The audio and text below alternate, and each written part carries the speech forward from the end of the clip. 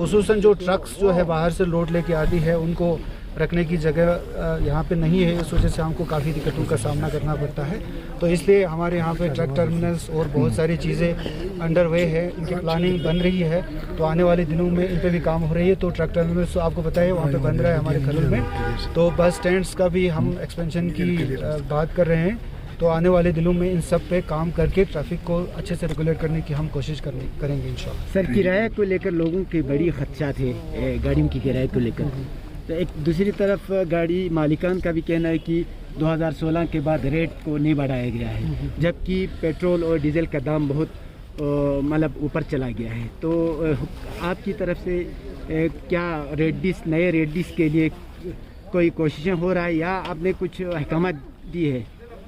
Red list को government को हमने पेश किया हुआ है, इस पर एक्सरसाइज हो रहा है और यहाँ की फ्यूल की जो प्राइस है उनको मद्देनज़र में रखते हुए, यहाँ के डिस्टेंस चार्ट को मद्देनज़र में रखते हुए, तो होपफुली विद इन 1 या 2 महीने में ये शायद होना चाहिए। तो उस पर हम हर एंगल से सोच रहे हैं कि रेट्स जो है सबको बराबर हो, पैसेंजर्स के लिए भी और हमारे ऑपरेटर्स के लिए भी। लेकिन जो मेटेरियल तैयार किया गया है, क्या आप ये सोचते हैं कि अवाम इस पर अमल करे, उसका कितना फ़ायदा होगा?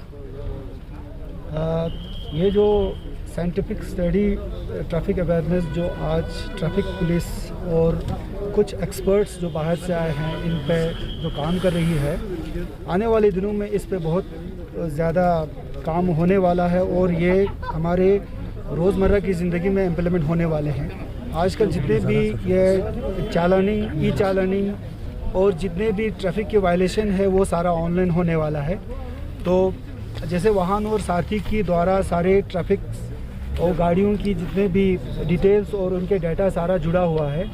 आजकल चालान जो है वो सिर्फ आपको गाड़ी रोक के नहीं होता, सिर्फ गाड़ी के नंबर पे जो हाई सिक्योरिटी नंबर प्लेट है उसको ट्रैक करके आपको ऑनलाइन चालान घर पे पहुंच जाता है। तो इस पे अभी जो साइंटिफिक जो स्टडी हमारे ट्रैफिक के अवेयरनेस में जो अभी कर रही है, इसमें सिर्फ ट्रैफिक वायलेशन पे काम नहीं हो रही है, इसमें हमारे जितने भी ट्रैफिक रेगुलेशन है और पार्किंग एरियाज़ है और टाउन का इंफ्रास्ट्रक्चर है और ब्लैक स्पॉट्स जहाँ पे भी है उनको भी आइडेंटिफाई कर रहा है और जो रोड्स की डिज़ाइन है उस पर भी काम हो रही है।